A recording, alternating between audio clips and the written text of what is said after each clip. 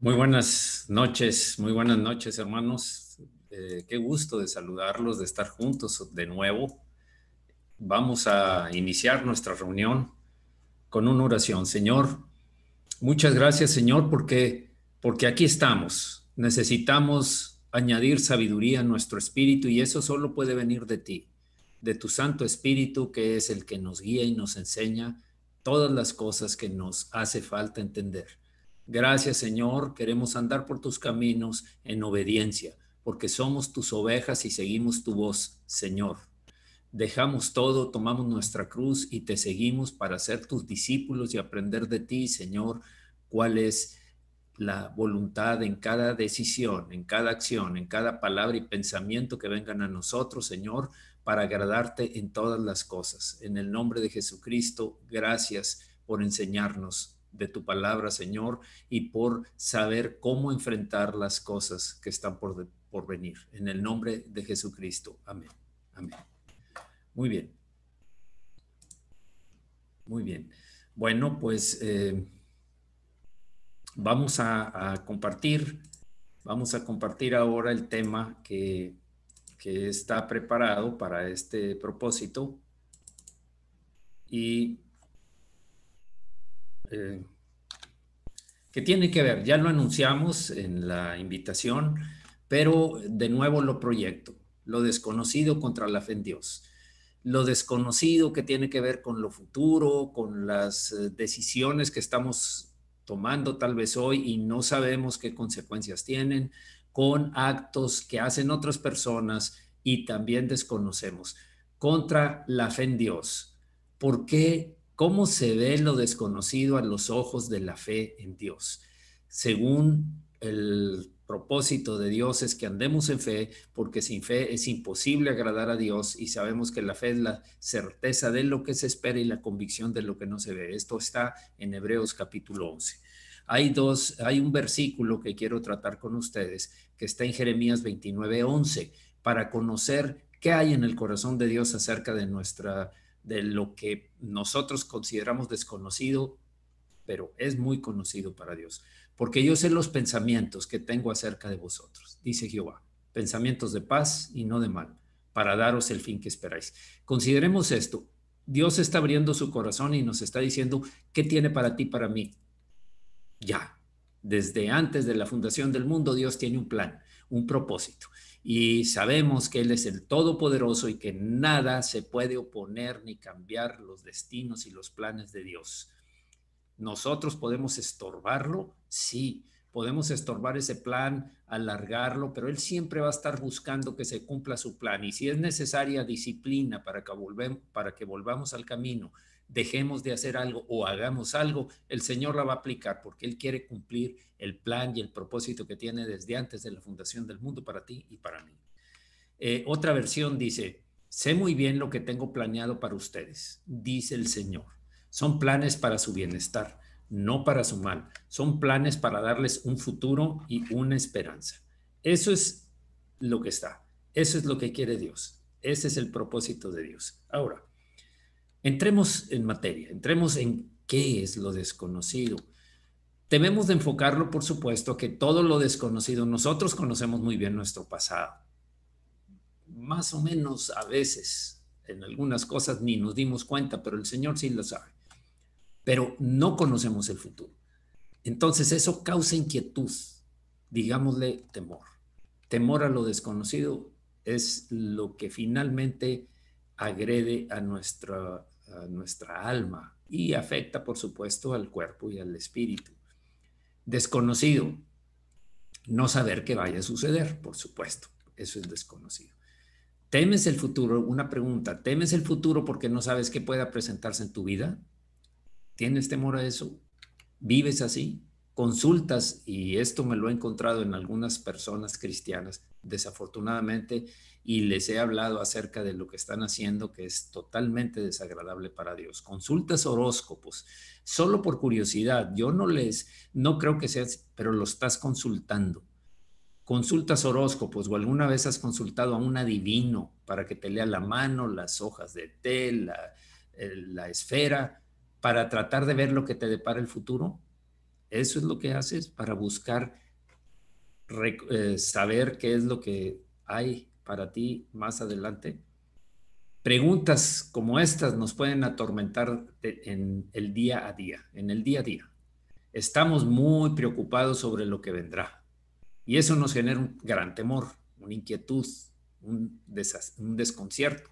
Sabemos que no, sabemos qué nos ocurrió en el pasado, por supuesto, pero no sabemos qué ocurrirá en el futuro.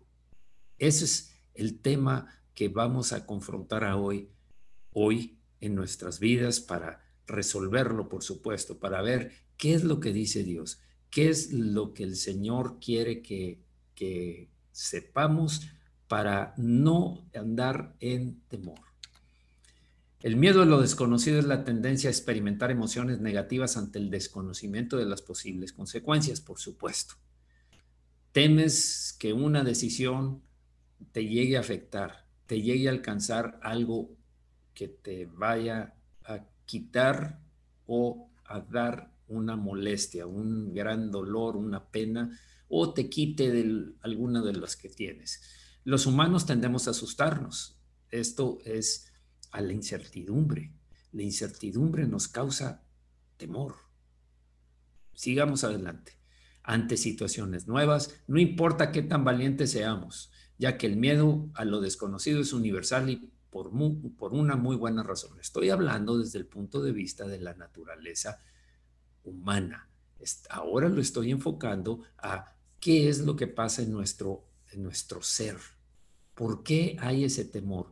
Si no tienes confianza y fe en Dios, vas a vivir con eso y tienes que sufrirlo. Si la tienes, vas a tener que luchar contra esa tendencia. ¿Por qué? Porque tienes una nueva criatura, eres una nueva criatura, tienes una naturaleza divina, tienes al Espíritu Santo viviendo en ti y tienes la fe en Dios y en sus promesas para combatir contra eso que quiere surgir, quiere retomar lo que perdió, esa naturaleza antigua o la carne, como se conoce. Mateo 8:26. Él les dijo, ¿por qué teméis, hombres de poca fe? Entonces levantándose reprendió a los vientos y al mar, y se hizo grande bonanza. Cuando estamos con Jesús, cuando estamos en la misma barca de Jesús, cuando sabemos que, que estamos en el camino de Dios, debemos de tener confianza. Pase lo que pase, Dios está, Dios conoce y en Dios está nuestra vida, que le entregamos nuestro futuro y nuestro presente. No sabemos qué vaya a pasar. Hoy leía, hace un momento, leía acerca que después de que apedrearon a Esteban, Esteban era uno de los diáconos escogidos en la iglesia primitiva, en la primera iglesia, lo apedrearon y después de esto vino una gran persecución a la iglesia y salieron por todos lados, salieron de Jerusalén, excepto los apóstoles que se quedaron, todos los demás salieron. Y uno dice, ¿por qué? ¿Por qué Dios permitió eso? Después entiendes cuando sigues leyendo y dices, y por los lugares donde pasaban, compartían el evangelio. Ese era el propósito. A veces nos acomodamos a lo que tenemos actualmente. A veces nos sentimos, pues ya estamos bien, todo va bien, todo está marchando, ¿para qué incomodarse? Es algo que yo he estado pensando. A veces me pongo a pensar, ¿será que esto de proyectar las reuniones, tanto de domingo como de martes, y las grabaciones, sea un estorbo para que la gente, para que todos los hermanos se conecten y estemos juntos? ¿Será eso? ¿Será que dice, después la veo? No entiendo por qué sucede eso. No debería de suceder así, porque pues antes de la pandemia nos reuníamos los martes. Por supuesto que, como le dije a alguien, no pensamos hasta donde Dios nos permita quitar esto, porque es una bendición también. Esto fue un plus al ministerio, gracias a Dios por esta pandemia. Pero también no caigamos en comodidad porque Dios nos va a incomodar. Me acuerdo una vez, recuerdo una vez que estaban en una iglesia orando. Estaban juntos orando y le preguntaban al Señor, ¿Qué es lo que debemos hacer, Señor? ¿Qué es lo que tú quieres que hagamos? Y ellos entendieron que que Jesús les contestaba comodidad, comodidad. Y entonces dijeron, ¿comodidad, Señor? ¿Eso es lo que quieres? Pues cómodos estamos, Señor. No, no me entendieron. Comodidad. Es como di, como yo di, ustedes den. Den su tiempo, den sus atenciones, sirvan, ayuden, prediquen el evangelio, las buenas nuevas, como di, como Él dio, nosotros debemos de dar. Somos el cuerpo de Cristo, somos aquellos que nos comisionó para hacer lo que Él empezó a hacer y nos mostró cómo hacerlo. Bien, ¿qué provoca esto? ¿Qué provoca el miedo a lo desconocido? ¿Qué reacciones hay? A veces en lo físico, náuseas, mareos, sudoración, inquietud. En lo anímico, miedo, fracaso, ridículo, alerta, novedad, riesgo, atrevimiento, aprendizaje, adrenalina. Por supuesto que está incomodando. Quizás estas sean algunas de las sensaciones y emociones que tenemos ante lo desconocido. Creo que hay más. No voy a enlistarlas todas. Por supuesto que hay más reacciones que pueden tener. Algunas personas hasta les afecta el corazón. Algunas personas les afecta algún órgano. Algunos llegan a tener consecuencias serias por la segregación de la adrenalina y de cortisol, etcétera, que llega a afectar su organismo y, por supuesto, también su mente, su alma, sus emociones. Eso provoca. Estamos perfilando lo que es lo que sucede con el desconocimiento cuando no estamos viéndolo con los ojos que el Señor quiere que lo veamos, con los ojos de la fe. Algunas de estas emociones son positivas. ¿Por qué positivas? Porque recordemos que el Señor puso en nosotros un mecanismo de correr o pelear, ese mecanismo de autodefensa que hay. No te vas a quedar parado cuando viene un león a atacarte, cuando alguien viene, un automóvil viene justo a donde tú estás porque se descontroló.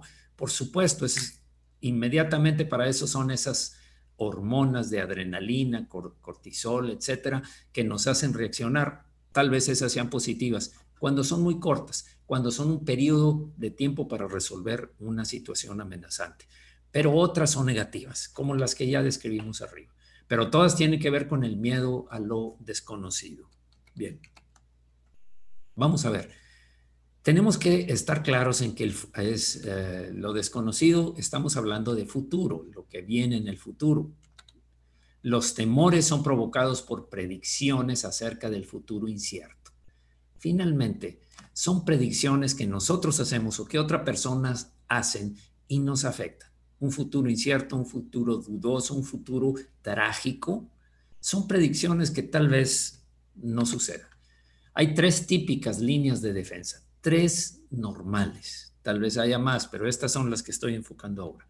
La primera es desde la forma racional, desde nuestro raciocinio, desde nuestra naturaleza humana. Dejar que la información y los hechos calmen los temores. Todo eso que nos dé un poco de seguridad o menos grado de temor.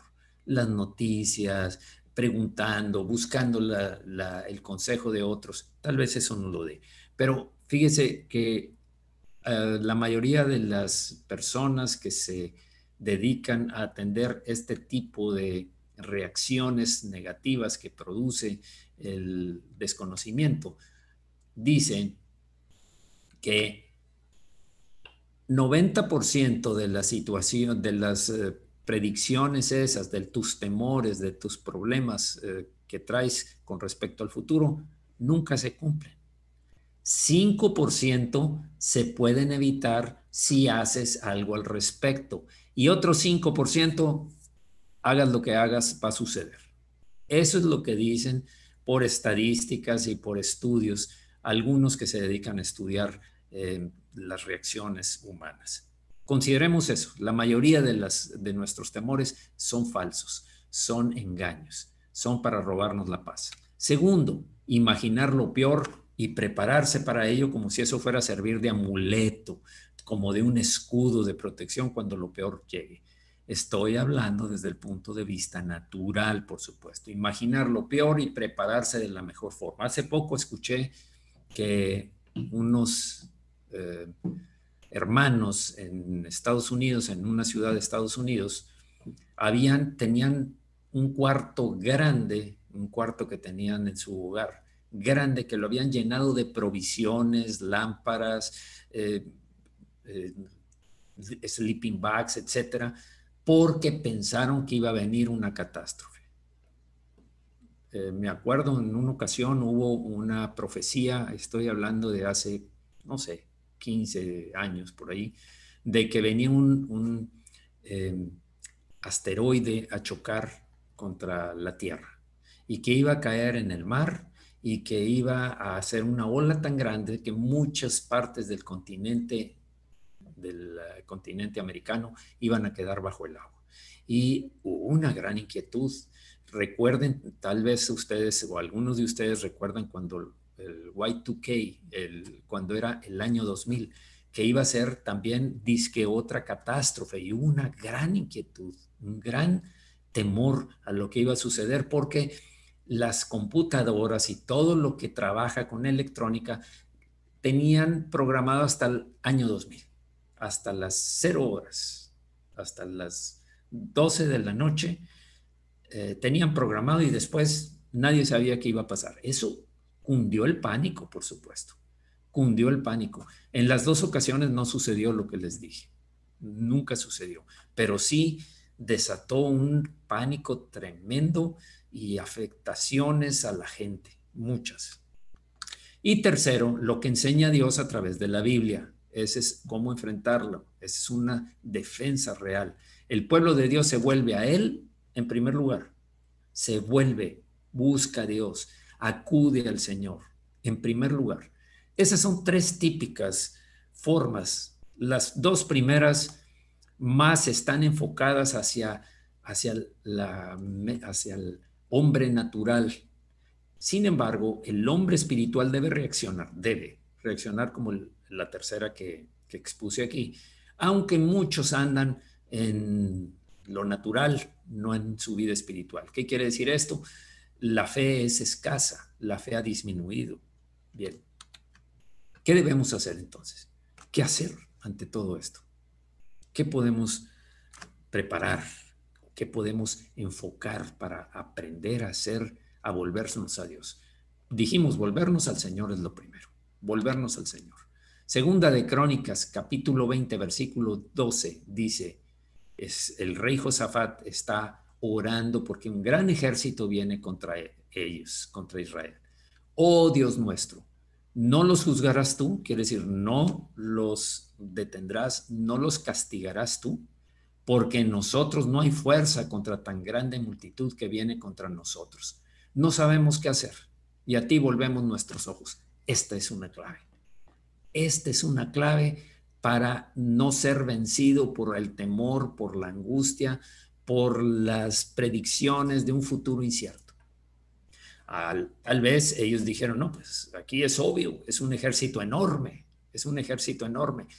Acude a Dios. En ese caso, acude a Dios. Tu problema es muy grande, tu problema es económico, tu problema es de salud, tu problema es de relaciones rotas, tu problema es de un quebrantamiento interno, tu problema es debilitado en tu ánimo, tal vez hasta abatido, abatido totalmente, ya no tienes fuerzas de pelear, ya no quieres hacerlo.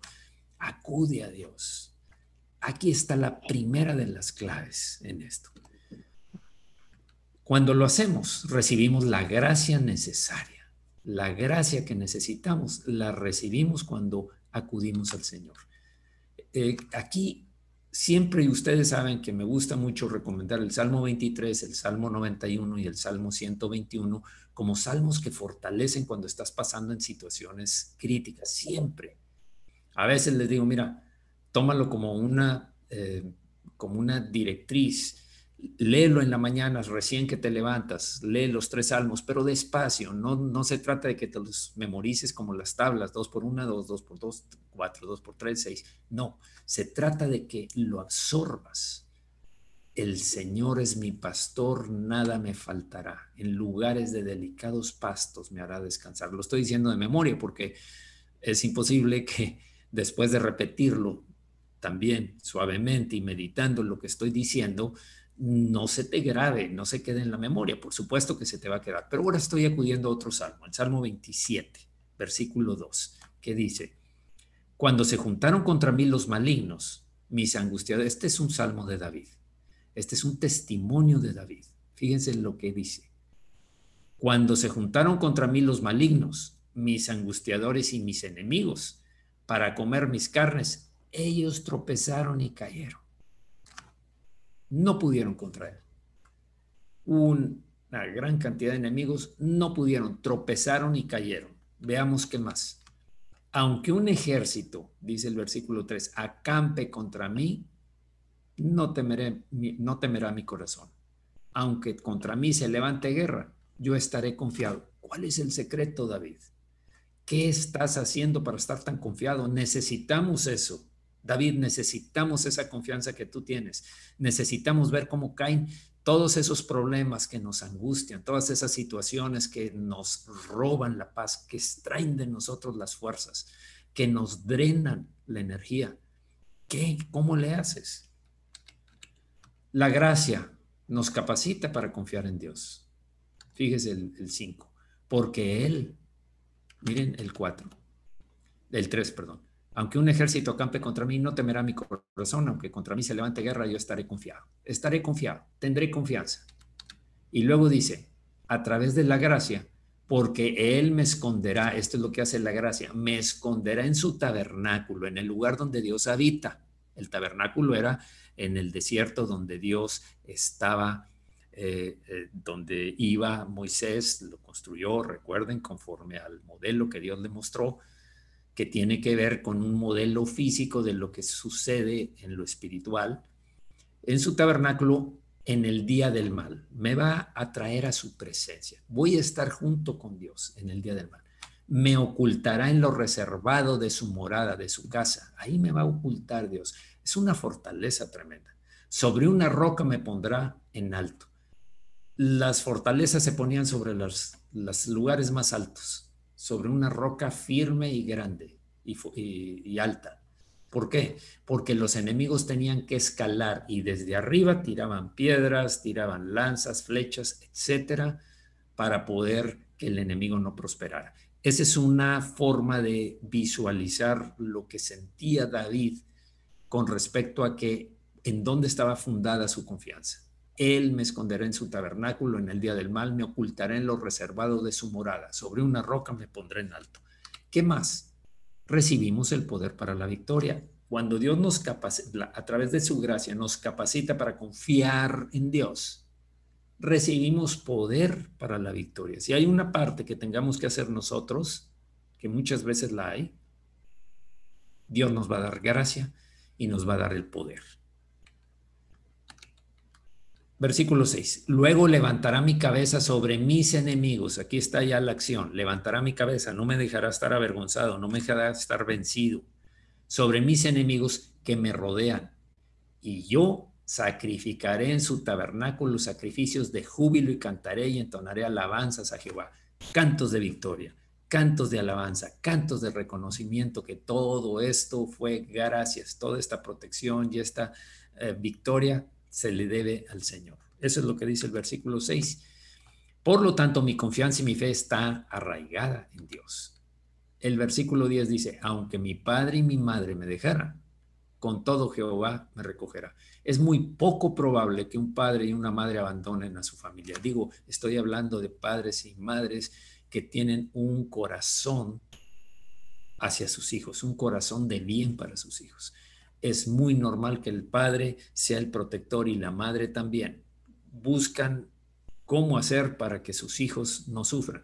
Bueno, con todo esto, aunque mi padre y mi madre me dejaran, aún así yo confío en que el Señor me va a resguardar, me va a recoger, me va a proteger, me va a proveer. Hebreos 11:1 dice, esto es por fe, hermanos. Es pues la fe, la certeza de lo que se espera, la convicción de lo que no se ve. No lo vemos, no sabemos el futuro, No lo conocemos. De eso se trata el desconocimiento que estamos hablando. La fe es estar convencido de algo que no estoy, de algo que estoy esperando que suceda. Yo espero que salir de este problema, salir de esta situación. El convencimiento de lo que no veo. Yo sé que mi Redentor vive. Yo sé que el Señor es mi guardador.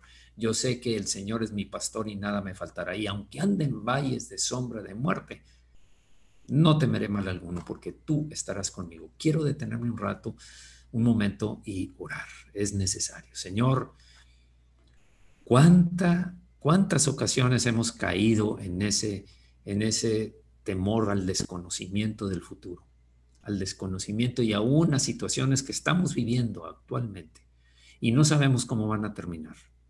Cada uno en lo particular enfrentándose a circunstancias en muchas ocasiones adversas y otras demasiado y mucho, muy adversas.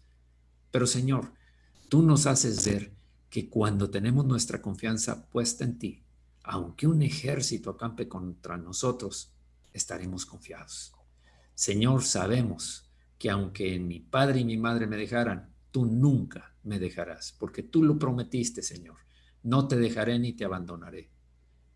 Tú dijiste, Señor, que aunque pases por el fuego, y te refieres al fuego de las pruebas, o por lo profundo de las aguas que ahogan nuestra esperanza, nuestra voluntad y que nos angustian, tú estarás y no nos anegaría, ni nos quemaría el fuego de la prueba, ni nos anegaría, ni nos ahogaría las aguas que también tratan de aplastar nuestra confianza, nuestra fe, nuestra seguridad. Gracias, Señor, porque a través de tu palabra vemos algo que tú quisiste revelarnos. ¿Cuál es la clave para andar con esa confianza? Porque David fue un hombre conforme al corazón de Dios y hay muchos hombres, muchos otros. Abraham, Moisés, Pablo y muchos, José, los profetas, Isaías, Jeremías, Ezequiel, Daniel, todos con una gran y poderosa confianza en ti, por gracia, porque acudían a ti, Señor. Eso es lo que queremos hacer nosotros, Señor.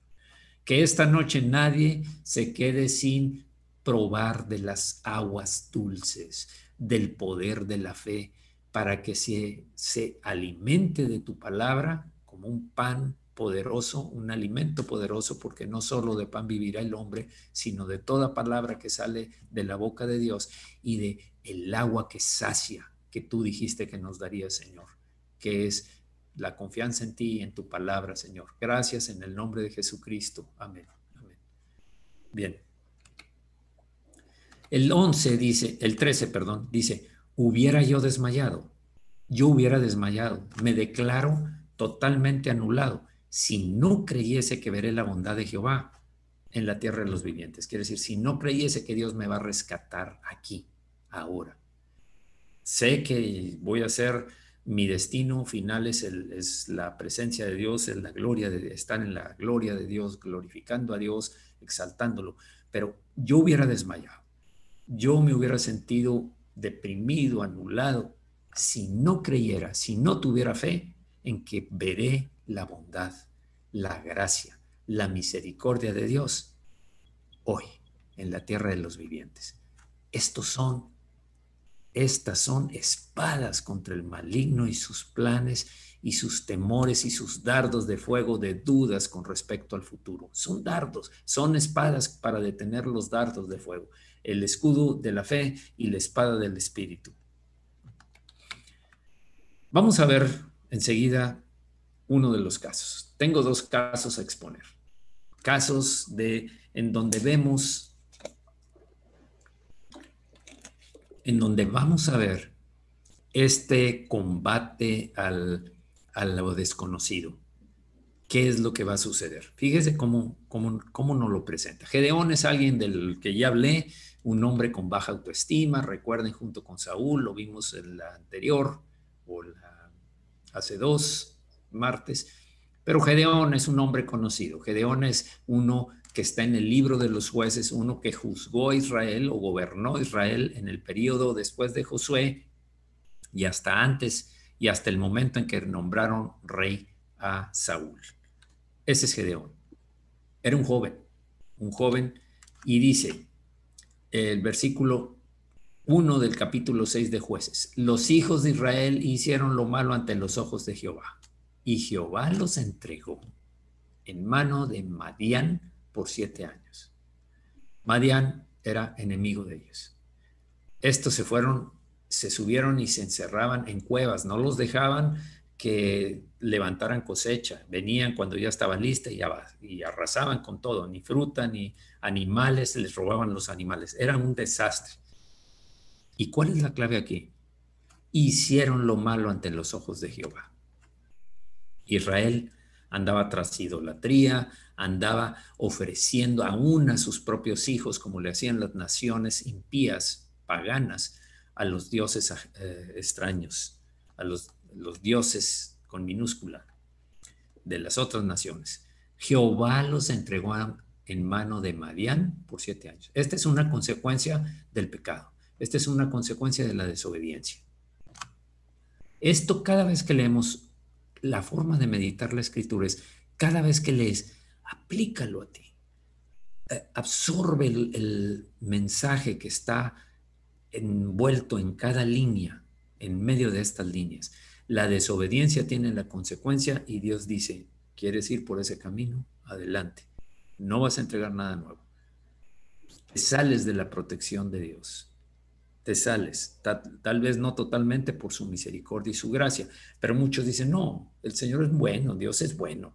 Sí, es bueno, pero es un Dios justo también. No olvidemos que la justicia de Dios también es importante, porque si no sería un caos. La mano de Madián prevaleció contra Israel, y los hijos de Israel, por causa de los madianitas, hicieron cuevas en los montes y cavernas y lugares fortificados allá arriba. Ya no tenían, habían salido de la tierra que fluye leche y miel y se fueron allá a las cuevas en las montañas, en los montes. Y vino el ángel de Jehová. Dios vio el sufrir de su pueblo. Dios tiene misericordia, y aunque lo merecían, por eso vino el juicio, por eso los entregó en mano de Madián. Vino el ángel de Jehová y se presentó, como ya les he dicho antes, el ángel de Jehová es el Señor, no es un ángel de Dios. Cuando dice vino un ángel de Dios, no, un ángel enviado por Dios. Este es el ángel de Jehová, Dios mismo, en espíritu. Y se sentó debajo de la encina que está en Ofra, la cual era de Joás Abierrita, y su hijo Gedeón estaba, Joás es el padre de Gedeón, estaba sacudiendo el trigo en el lagar para esconderlo de los madianitas, antes de que llegaran los madianitas. Y el ángel de Jehová se le apareció y le dijo: Jehová está contigo, varón esforzado y valiente. Dios está aquí, varón esforzado y valiente. Gedeón tenía miedo de que Dios no fuera fiel, dudas de lo que ya había hecho antes. Fíjese lo que dice el 13. Y Gedeón le respondió: ay, Señor mío, si Jehová está con nosotros, ¿por qué nos ha sobrevenido todo esto? ¿Por qué nos ha sobrevenido todo esto? ¿Y dónde están todas sus maravillas que nuestros padres nos han contado, diciendo: ¿no nos sacó Jehová de Egipto? Y ahora Jehová nos ha desamparado y nos ha entregado en mano de los madianitas. Fíjense cómo el hombre natural no alcanza a ver las consecuencias de vivir en el pecado todo el pueblo. Por causa del pecado de Israel, Dios los entregó a Madián. Ahora dice: pues Jehová está contigo, le dice el ángel, varón esforzado y valiente. Pues ¿cómo que está conmigo? Pues entonces, ¿por qué nos ha sobrevenido todo? ¿Y dónde están las maravillas que dicen nuestros padres?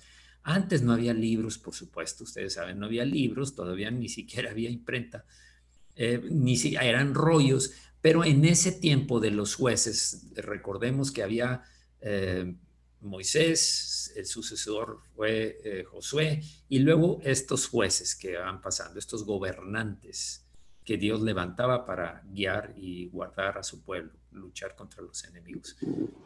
Entonces, la verdad es que lo único que pasó es que esto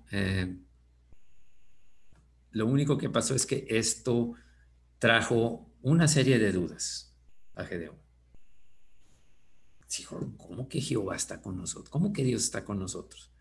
¿Y dónde están ese poder y esos milagros que nos han contado? La forma era la tradición verbal, Los padres les educaban a sus hijos, como debemos hacerlo ahora, pero ahora con la escritura que tenemos, les educaban a sus hijos qué había pasado. Allá hace muchos años, muchos años, más de 40, 50 años, más, 60 tal vez, salieron con prodigios asombrosos de Egipto nuestros padres, y ellos lo platicaban de hijos a hijos a hijos, a sucesores. Pero ellos, aquí Gedeón dice, no, pues ¿dónde está? A ver, ¿dónde está? No nos sacó Jehová de Egipto. Ahora Jehová nos ha desamparado, Dios nos dejó, nos ha entregado en mano de los madianitas. Eso sí es cierto. Sí estaban entregados por Dios en mano de los madianitas por la razón de que se apartaron de Dios. En eso tienes toda la razón, Gedeón. Con Dios, su fuerza unida a tu debilidad es más que suficiente. Este es un mensaje para nosotros. Estando con Dios o Dios con nosotros, su fuerza unida a tu debilidad, no necesitas más. Es mucho más que suficiente. 14. Y mirándole Jehová le dijo, ve con esta tu fuerza y salvarás a Israel de la mano de los madianitas. ¿No te envío yo?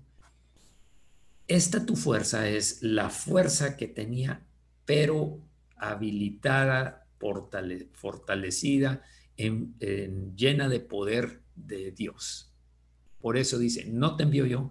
Ya vimos que las dudas de Gedeón y quién soy, que soy poca cosa y soy de una familia pequeña. Gedeón tenía miedo de que él no fuera suficientemente bueno. Se veía a sí mismo. Él se veía así. No, yo no.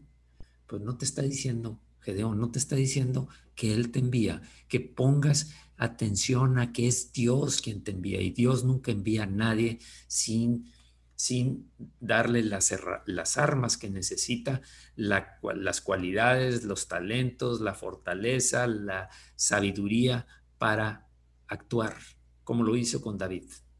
David que tumbó al Goliat. Pero él se veía a sí mismo, nada más, no tenía forma de ver a Dios, no creía realmente que Dios estaba ahí actuando.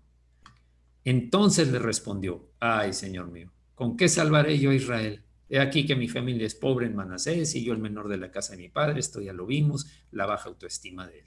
Dios le dice que él lo acompañará y los vencerá, ya le había dicho, no te envío yo, pero miren esto, Jehová le dijo, ciertamente yo estaré contigo y derrotarás a los madianitas como a un solo hombre, como si fueran uno. Tú los vas a derrotar. Va a ser tan fácil, estando yo contigo, que los vas a derrotar. Como nos dice hoy, no sé cuántos problemas tienes, no sé por qué adversidades estés pasando. Seguramente todos las tenemos, de vez en cuando. No vivimos siempre en adversidad, aunque a veces se prolongan mucho tiempo. Pero Dios dice, yo estaré contigo y derrotarás a tus enemigos como si fuera un solo hombre, no tantos como tú ves. Sigamos. Fíjense cómo estaban los soldados de cada ejército. Muy bien, fue. Ya saben las pruebas del vellón que se humedecía en la noche y luego que se quedaba seco, etcétera. Ahí están en Jueces. Ahí lo pueden ver, en Jueces 6.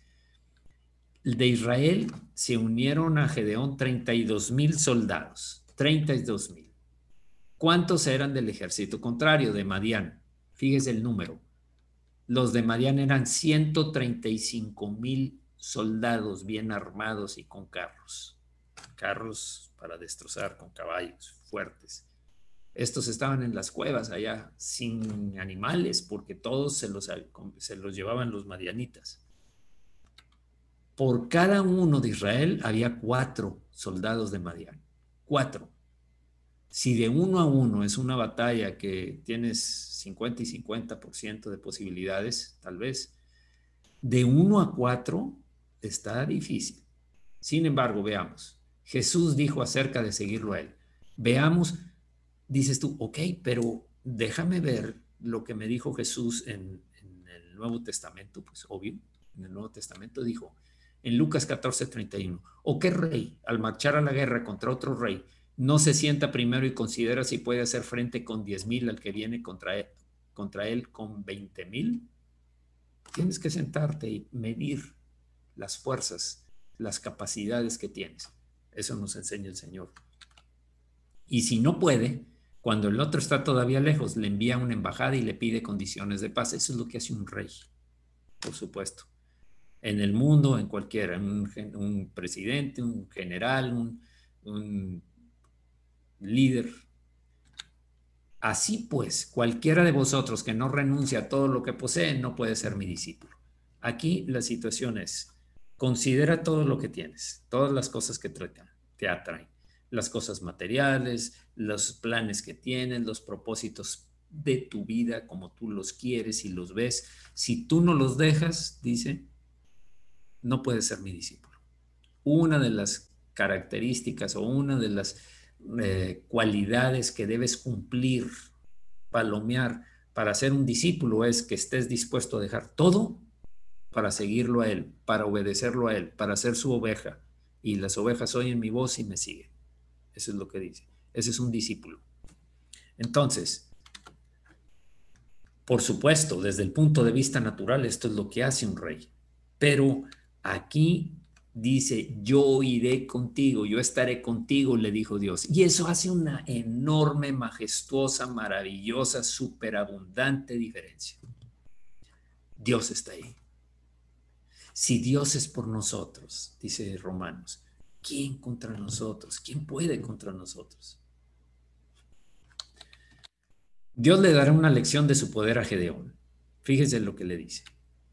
Jueces 7:2. Jehová dijo a Gedeón, el pueblo que está contigo es mucho para que yo entregue a los madianitas en tu mano, en su mano. No sea que se alabe Israel contra mí diciendo, mi mano me ha salvado. Miren, fíjense cómo estaba. Aquí están los números. Eran 32,000 contra 135,000. Y Dios le dice, no, 32,000 todavía son muchos. Son muchos todavía. Podrías decir, oye, Señor, pero calculando el otro ejército son 135,000, son 4 del otro por cada uno de mi ejército. Y el problema que le dijo Dios es, no sea que se alabe Israel contra mí. Ese es el problema que tenemos, el orgullo. El orgullo de decir, lo que yo tengo lo he logrado por mí mismo.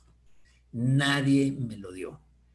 Dios se encarga de mover el mundo, de otras cosas, pero yo logré con mi esfuerzo.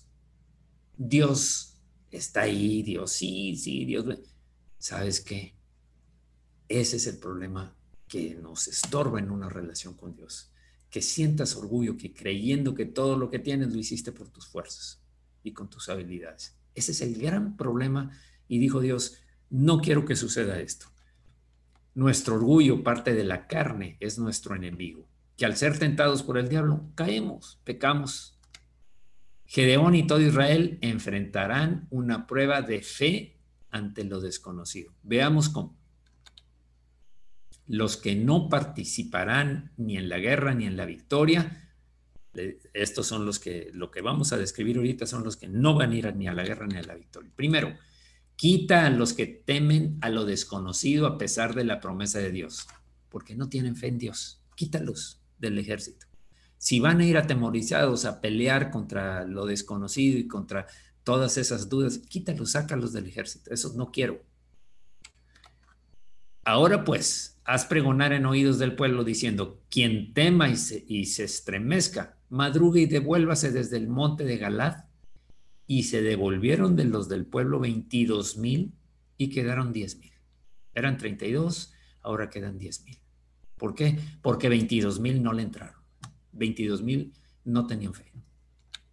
Ahora, segundo filtro, quita a los que tienen una fe ciega que no se prepara para tener conflicto en la batalla. Ese es el otro extremo. Estos son los que falta de fe y estos es los que tienen una fe fantasiosa. No, yo no tengo miedo. No, Dios tiene que hacerlo. Dios debe, porque yo ya le dije a Dios y Dios tiene que. A ver, espérame, espérate. Espera. La fe no debe de ser una fe ciega. La fe no debe de ser una fe de tal manera que si tú estás en el pináculo del templo y el diablo te dice, tírate, al cabo escrito está que a sus ángeles mandará cerca de ti para que tu pie no tropiece en piedra. No tentarás al Señor tu Dios, dijo Jesús.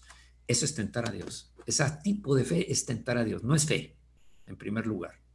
No es fe. La fe bíblica, la fe en Dios. Esa no es fe. Eso es una fantasía.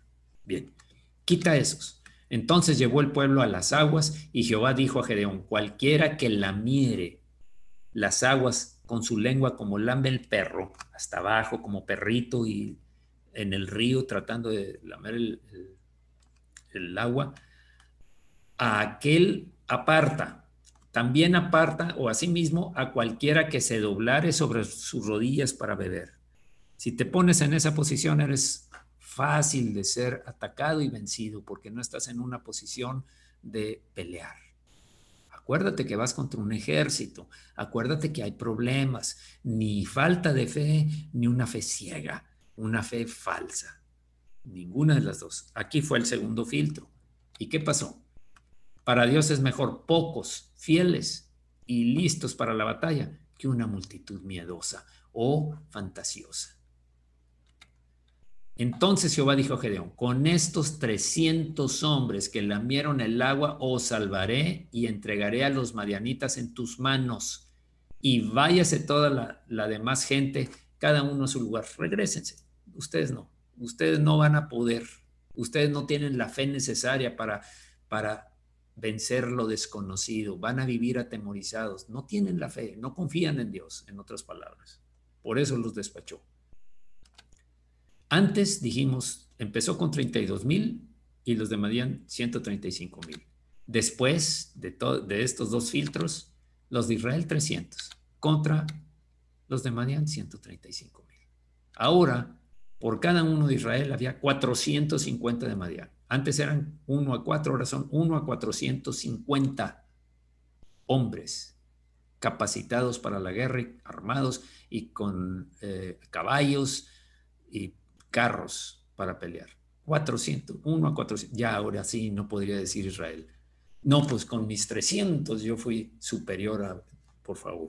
Por eso lo hizo Dios. A veces Dios quita recursos naturales que tenemos para combatir contra las adversidades, solo para que hacernos entender que no fue por tu habilidad de conseguir buenos contactos, de obtener buenas relaciones, de tener suficiente capacidad económica para resolver tu problema, porque entonces no necesitas a Dios, vas a pensar que no lo necesitas. Eso es lo que Dios quería evitar en ellos y en muchas ocasiones en nosotros, tristemente. Gedeón había cuestionado a Dios con falta de fe. Jueces 6:13, y Gedeón le respondió, Señor mío, recordemos, si Jehová está con nosotros, y ahí está todas las dudas que tenía. Bueno, hasta ahí lo vamos a dejar, ya llegamos al tiempo de terminar por aquí. Déjenme volver a la pantalla y quiero hacer una oración. Señor, tú nos muestras el camino correcto, Señor, de la fe. Sí hay muchas circunstancias adversas, pero si pasamos quejándonos como Gedeón, pero es que esto, pero es que tú no me has ayudado, pero es que la situación está muy dura, haz algo por mí, Dios, tú tienes que hacer algo, Dios. Dios, dame, quítame, ponme, tráeme, llévame, combate por mí, haz esto. Señor, entendemos que la confianza involucra dejar las cosas en tus manos y nuestra misma vida empezando por ahí, Señor. Tú vas a desechar aquellas cosas en nosotros que sean por falta de fe. Así como no entraron la gran cantidad de israelitas que salieron, los más de 600,000 que salieron de Egipto, solamente 2 llegaron, Josué y Caleb. ¿Por qué? Porque los demás tuvieron incredulidad, murieron en el desierto. Sí, Señor. Así, Señor, como cuando fuiste a Capernaum, no hiciste ahí muchos milagros. Dices que fue por la incredulidad de ellos. Por eso no hubo milagros. Señor, muchas veces no suceden cosas, respuestas de oración y milagros en nuestra vida por incredulidad. Y te pedimos perdón desde ahora, Señor. Te pedimos perdón por lo que hemos hecho. También, Señor, no queremos fantasías, no queremos una fe falsa, una fe de tirarte del pináculo del templo porque Dios tiene que venir a hacer algo por mí. Tampoco. Dios me tiene que ayudar, Dios me va a sacar. Dios. Tienes que orar, postrarte delante de Dios, humillarte delante de Dios, esperar la respuesta de Dios y confiar en Dios confiar en Dios para que seas uno de los 300, no uno de los 32,000. Porque se fueron finalmente 31,700 salieron de ese grupo del ejército. Solo 300 fueron a combatir a los mismos 135,000. Señor, lo entendemos. Yo quiero ser de los 300, Señor. Y no quiero ser como Gedeón, que empieza a argumentar contra ti. Es que tú esto, es que dónde estás, que tú hiciste, dónde, si tú estás con nosotros. No, yo quiero ser de los que digo, sí estás conmigo, Señor. Y voy a lo que tenga que suceder. Porque si tú estás conmigo, yo sé que tu plan perfecto se va a cumplir. Tal como lo pensaba Pablo. No importa. Mi mira no está puesta en la tierra, sino en el cielo. Mis ojos están puestos en ti, Señor Jesús, no en los bienes, no en lo material, no en la tierra. Gracias en el nombre de Jesucristo por enseñarnos cómo debemos ser y hacer las cosas con respecto a la fe que vence a lo desconocido, al temor, a la angustia y a todas las circunstancias, porque tú estás con nosotros, Señor. Yo estaré contigo, le dijiste a Gedeón, como nos lo has dicho a nosotros. No te dejaré ni te abandonaré. Jehová es mi pastor y nada me faltará, y aunque ande en valle de sombra de muerte, no temeré mal alguno, porque tú estarás conmigo. Preparas mesa, aderezas mesa delante de mí en presencia, rodeado de angustiadores, pero estoy en una comunión íntima, muy íntima y especial contigo, Señor, porque si estoy contigo, estoy en un lugar alto y no dejarás que mi cabeza levantarás mi cabeza en son de victoria, Señor. Gracias en el nombre de Jesús. Señor, gracias por todos aquellos que está sanando, que ha sido sanando. Durante todo este tiempo hemos visto sanidades tremendas, Señor. Aún con personas que ya tenían un diagnóstico terminal, tú los has levantado porque así eres tú, Señor. Así es tu poder, tu gracia y tu misericordia y tu favor para con nosotros. Gracias, Señor, porque los hermanos que están actualmente recluidos sin libertad física también están siendo preparados por ti dentro de esta adversidad, Señor. Y sabemos que tú los levantarás como lo has hecho ya con algunos que ya han salido y están firmes y fuertes buscándote, Señor. Y los que no lo hagan tendrán que ver, devolverse al camino que a ti te agrada. En el nombre de Jesucristo, gracias por ellos. Gracias, Señor, por todos aquellos que se dan cuenta de que todo lo que tenemos es gracias a ti, Señor, porque todo viene de ti. Y oportunamente ofrendan con respecto a glorificar tu nombre, sabiendo que te pertenece a ti, Señor, y para que se extienda tu obra por cada cosa que suceda con lo que yo doy, con lo que yo aporto. Sé que tú me verás a mí porque parte de lo que yo di es para glorificar tu nombre y extenderse. En el nombre de Jesucristo. Amén. Amén. Amén. Dije eso porque pues yo doy mi ofrenda como todos desde que empecé hace 39 años, casi 40 ya, dentro de poco 40 años desde que empecé, lo entendí y realmente yo he tenido una gran cantidad de bendiciones, grandísima cantidad de bendiciones. He dado hasta lo que tenía para comprar el terreno, guardado para comprar el terreno donde ahora está la casa, mi casa que es su casa. Y tal vez algunos ya saben este testimonio. Yo lo he dado. Por supuesto, yo fui y lo di para la construcción de una iglesia, para la construcción de una iglesia en donde yo había empezado, crecido. Y cuando lo entregué, me dijeron los hermanos, a ver, hermano, espérese, mire, ya sabe que es una gran cantidad de dinero lo que está aportando. Pues sí, era lo que tenía durante mucho tiempo de ahorro, durante mucho tiempo de privaciones para comprar un terreno, para construir la casa en otro tiempo que pudiera juntar.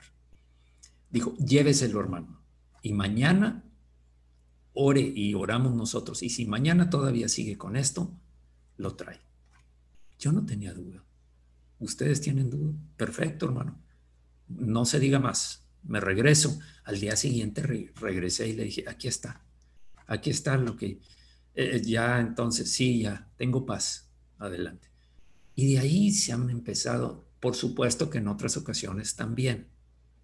Cuando tenía un negocio, cuando teníamos el negocio, yo no daba con respecto, en ese tiempo no daba la proporción con respecto a mis utilidades, yo daba con respecto a la venta. Y ustedes saben que en un negocio, pues la venta está compuesta de dos partes, el costo del producto y la utilidad. Yo dije, no, no me interesa. Yo estoy poniéndolo a los pies del Señor. Si la iglesia primitiva vendía todo y lo ponía a los pies de los apóstoles, yo no sé. Yo confío en Dios y no me interesa dónde tope. Eh, Así lo di. Y mire, la verdad es que he sido bendecido.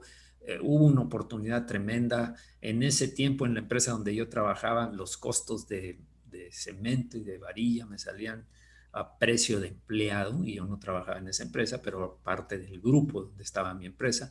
Entonces, yo he visto mucho la bendición del Señor. Yo he visto la respuesta de Dios. Y no lo hago por obtener los bienes materiales, lo hago por agradarlo a Él.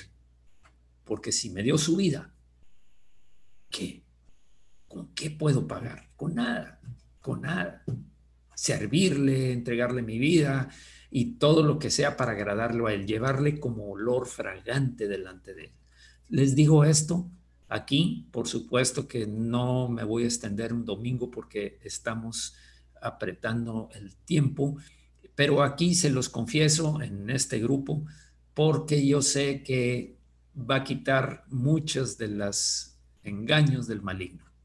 Yo no quiero hablar más, no me gusta hablar de esto, pero es necesario. Yo estuve pidiéndole al Señor dirección y dice, pero es que es para mí, no para ti. Perfecto, Señor, yo lo voy a decir porque es para tu gloria. Hasta aquí llego, que Dios los bendiga. Vamos ahora a abrir nuestras pantallas. Antes quiero bendecir a la iglesia. Señor, que todos aquellos que todavía no se animan a venir a las reuniones presenciales, Señor, que vean que en tus manos está la vida nuestra, que sí tenemos que ser prudentes y no con una fe ciega. Por eso nos vivimos un tiempo aislados. Pero ya ha llegado el tiempo de reunirnos, de saludarnos, aunque sea con limitantes todavía por las protecciones bucales y por no podernos abrazar. Pero ya nuestros ojos se unen, nuestro amor se envuelve y dice que tú habitas en la alabanza de tu pueblo, y ahí estamos, Señor. Gracias, Señor, anímalos, quítales todo aquello que los levita por temor a venir a congregarse. Gracias, Señor. También a los que antes se reunían en estas reuniones, que todos los martes estaban, gran cantidad.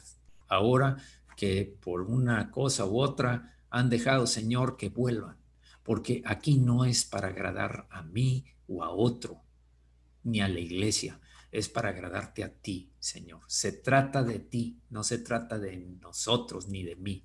Gracias, Señor, en el nombre de Jesús. Bendice a mis hermanos, fortalécelos, dales más sabiduría, levántalos, Señor, que sean como un solo hombre rindiéndote culto, alabanza, adoración, la gloria y la honra sea para siempre para ti, Señor, en el nombre de Jesús. Amén.